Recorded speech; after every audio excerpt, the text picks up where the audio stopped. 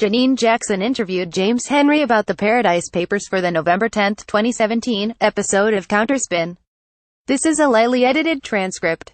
MP3 link. International Consortium of Investigative Journalists. Paradise Papers. Janine Jackson. Establishment media cover poverty sometimes in a compassionate and compelling way.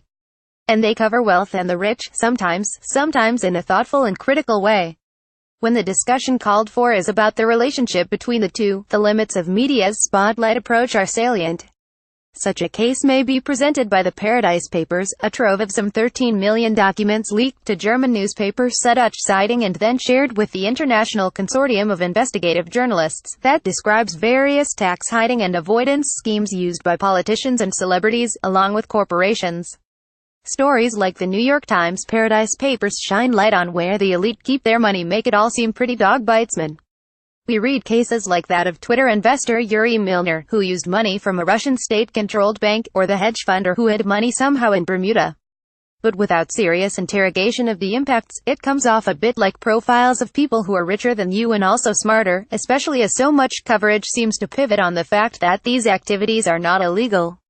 So what's the next step on disclosures like these? How do we move them from journalistic feat to drivers of real change, and what sorts of changes do they suggest are necessary? Joining us now to discuss the Paradise Papers is investigative economist James Henry. He's a senior advisor at the Tax Justice Network, senior fellow at Columbia University Center for Sustainable Investment, and a contributor to the 2016 book Global Tax Fairness. Welcome back to Counterspin, James Henry. James Henry, good to be with you. JJ, we can't cover them all, naturally, but what are some of the sorts of mechanisms or maneuvers that are revealed in these documents, that mainly come from this place Appleby, a Bermuda law firm that specializes in offshore funding? JH, the big picture takeaway from this is that we have, really, a global haven industry that consists of a whole lot of enablers, like Appleby, and other law firms mentioned in this include U.S. law firms like Baker McKenzie, the big accounting firm KPMG. We've seen this pattern over and over again. But basically one story here is that this industry has now expanded to the point where at least $30 trillion of private offshore wealth, maybe $3 trillion of corporate wealth, is offshore, beyond the reach of tax authorities. So that's about 12% of total world financial wealth. And if you went back 30 years, when I started writing about this in the 80s, they were talking about 15 havens. Now there's more than 90 offshore. The Paradise Papers are the latest installment. A lot of the journalists writing on this are under the age of 35, and are writing about it for the first time, but I'm just impressed with how long we've known about it, and how little we have done effectively to clean it up. JJ, and when you start to talk about the amounts involved, it moves us directly onto the impact. One can imagine, of course, what could be the impact of that amount of money if it was actually taxed and actually could contribute to the public coffers in the way it was intended. JH, we have a big problem, not so much with tax dodging, but with kleptocracy. It's a problem of public officials helping themselves to the public wealth and moving it offshore to these havens, financial secrecy jurisdictions, where they can hide it beyond the reach of the home country. I worked on a project involving Angola, where the son of the dictator was basically using the sovereign wealth funds as a kind of ATM, $5 billion moving offshore to havens like Mauritius, which is an African tax haven, with the help of U.S. banks and KPMG and Swiss tax advisors. So you have to imagine the global haven industry is not just about tax havens. There's a kind of a Star Wars bar scene of clients here. You have the kleptocrats, you have the giant multinationals like Apple, Nike. Both of them were mentioned in the Paradise Papers as moving assets offshore, beyond the reach of tax authorities, paying themselves royalties tax-free. Then you have mobsters, and then you have the royals. We saw the Queen and Prince Charles mentioned in these papers. Bono, the rock star, who likes to worry about development issues. In this case, it turns out he's been pretty aggressive in use of tax havens to shelter his own income. James Henry, this industry is probably one of the most influential on the planet in terms of lobbying, political contributions. So it's not so much that we lack the technical ideas to clean up the industry, but we have lacked the political will. Image great Canadian tax dodge. So there's all kinds of people who have their snouts in the trough here, and the basic thing they're sharing is this access to financial secrecy, which, without these leaks we wouldn't know all this stuff. I think that's the problem that the world really fails to address, because this industry is probably one of the most influential on the planet in terms of lobbying, political contributions. So it's not so much that we lack the technical ideas to clean up the industry, but we have lacked the political will. One thing that comes out of this that I think is really important is it sort of lays the foundations for a different system of taxation to get at this stuff. And I have proposed, Jeffrey Sachs has proposed, a global wealth tax, which really goes at the top class in the world, a 1 to 2% per year tax on wealth, especially anonymous wealth. Most of this stuff we don't know where it is. If you just withheld against it, you don't really have to know who owns it. JJ right. JH but we're facing a situation where in order to, say, realize the development goals that we've established for the world's poorest economies, by the year 2030, we need about $80 billion a year. And this kind of revelation just justified the imposition of a cross-country wealth tax on billionaires and high-net-worth individuals with assets more than $30 million, and you could easily raise the money that we need. JJ, and let me just say, that is leapfrogging. The response that you're talking about, it leapfrogs this whole question of legality, which it seems like a lot of reporters are getting almost hung up on.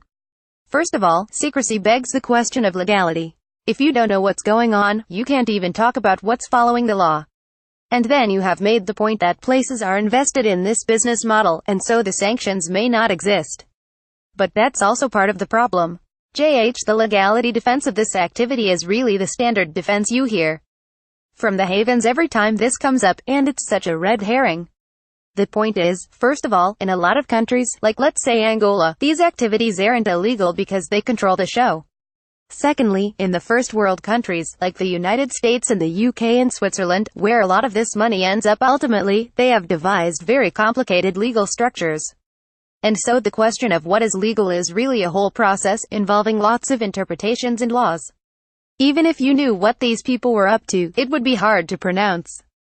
The way it works in an accounting firm like KPMG is they say what's legal, we define it as tax structure that has a 50% chance of surviving an audit.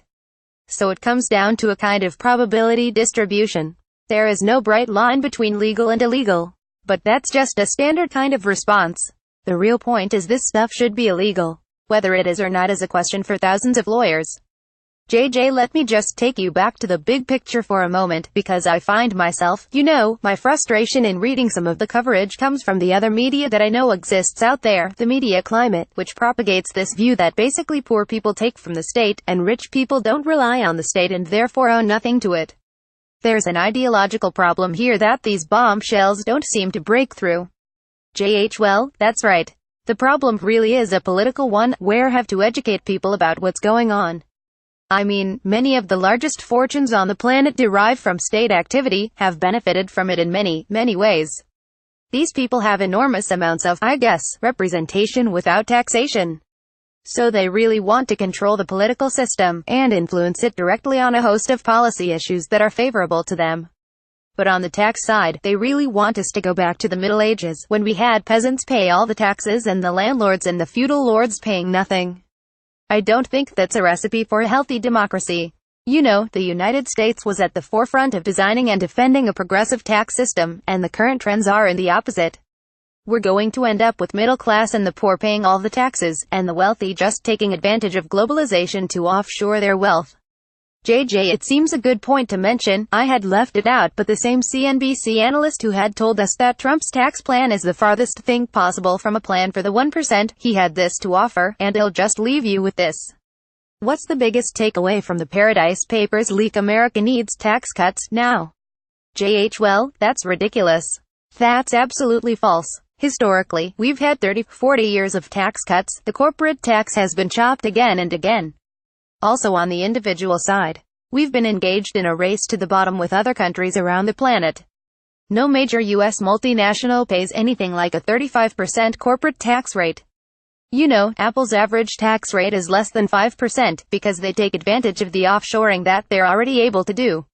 And the average effective rate for corporations, including small business, in the country is about 12% right now, after all the tax breaks. Furthermore, these companies are the most powerful and most successful in the world. They're at an all-time high in terms of stock market valuation and corporate profits as a share of national income. So it's just ludicrous to propose that the United States somehow is suffering. What we would suffer from would be a gigantic inflated deficit if this tax bill were passed, on the order of $2 trillion, which, I thought the Republicans were opposed to that.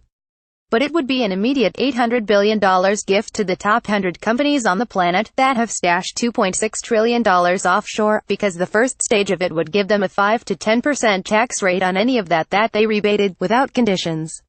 And so that would be a huge payday for them. We've been speaking with James Henry. He's a senior fellow at Columbia University Center for Sustainable Investment, a global justice fellow at Yale University, and senior advisor at the Tax Justice Network. James Henry, thank you so much for joining us this week on Counterspin. You're very welcome. Subscribe Android RSS.